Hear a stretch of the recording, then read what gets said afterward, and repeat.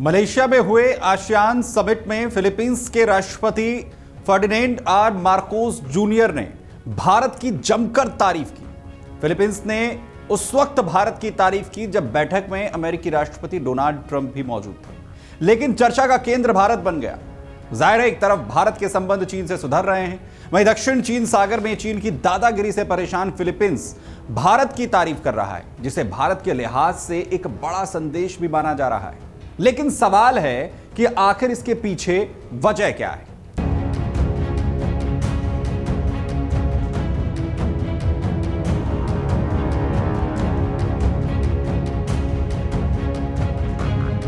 जाहिर है, भारत की ओर से विदेश मंत्री एस जयशंकर इस समिट में पहुंचे, जबकि प्रधानमंत्री नरेंद्र मोदी ने वर्चुअली इस समिट में हिस्सा लिया।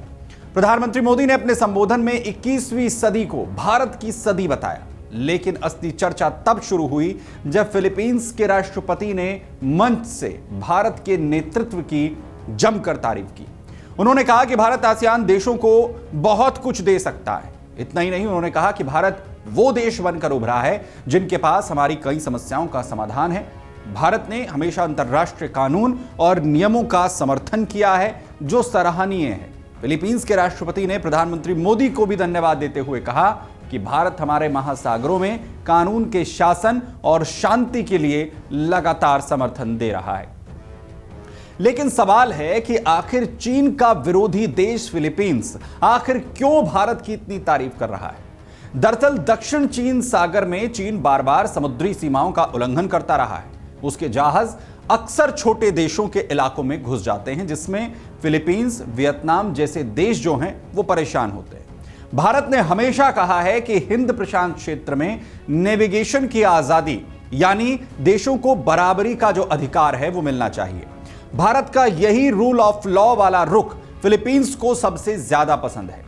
भारत और फिलीपींस के रिश्ते भी पिछले कुछ सालों में काफी बेहतर हुए हैं। भारत फिलीपींस को रक्षा सहयोग दे रहा है, खासकर ब्रह्मोस मिसाइल समझौते के बाद दोनों देशों के बीच में भरोसा भी बढ़ा है।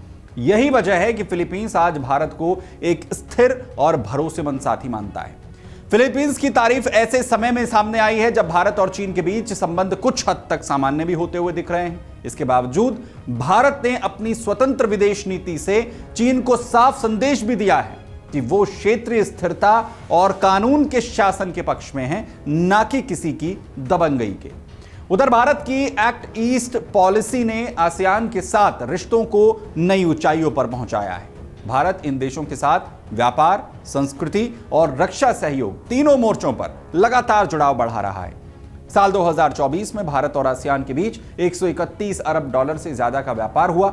इतना ही नहीं, भारत के 25% विदेशी निवेश का जो स्रोत है वो भी यही क्षेत्र है। अब लक्ष्य है कि 2025 तक ये व्यापार 200 अरब डॉलर तक पहुंच जाए। उधर भारत इस क्षेत्र में चीन से अलग सप्लाई चेन बनाने की कोशिश भी कर रहा है, जैसे इलेक्ट्रिक व्हीकल्स की बात कर लें, सोलर एनर्जी की बात हो, या फिर टेक्नोलॉजी के क्षेत्र में भी जो निवेश है वो बढ़ाया जाए। रणनीतिक तौर पर भी भारत अमेरिका, जापान और ऑस्ट्रेलिया के साथ मिलकर भी जो क्वाड समूह के जरिए हिंद प्रशांत क्षेत्र को स्थिर करने की कोशिश जो है वो भी भारत ने की है। और ये वही इलाका है जहां पर चीन अपनी पकड़ भी मजबूत करना चाहता है, लेकिन भारत यहां पर संतुलन और शांति बनाए रखने की भूमिका निभा रहा है।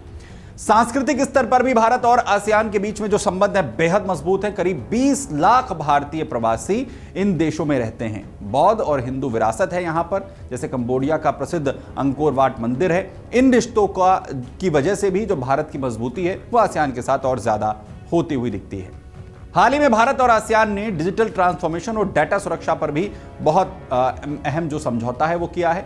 दोनों के लिए यह फायदेमंद भी हो सकता है। कुल मिलाकर फिलीपींस की भारत प्रशंसा केवल एक कूटनीतिक शिष्टाचार नहीं थी, बल्कि एक राजनीतिक संदेश भी इसका नजर आता है। यह संदेश चीन को भी यह बताने के लिए काफी है कि अब एशिया में सिर्फ वही ताकत नहीं है, भारत अब एक नई क्षेत्रीय शक्ति के रूप में सामने आ चुका है, जो शांति, सहयोग और समानता की बात करता है, और दुनिया उसका खुले दिल से स्वागत भी कर रही है। अगर आप ये वीडियो YouTube पर देख रहे हैं तो हमारे चैनल को सब्सक्राइब कर बेल आइकन दबाएं, और Facebook पर देख रहे हैं तो हमारे पेज को लाइक करें।